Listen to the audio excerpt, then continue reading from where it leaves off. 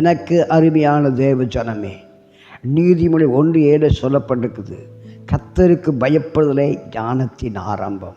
இன்றைக்கு ஞானம் இல்லாமல், விவேகம் இல்லாமல், அறிவில்லாமல் நீ வாழ்ந்து கொண்டு இருக்கிறாயோ?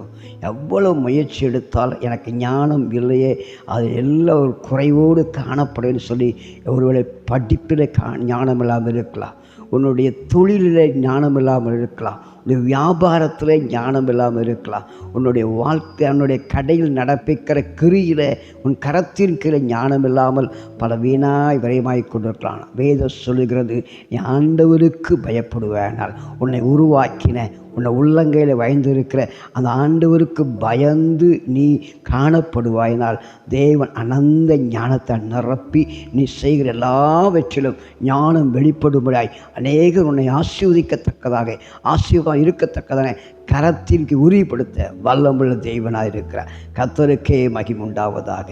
ஆமென்.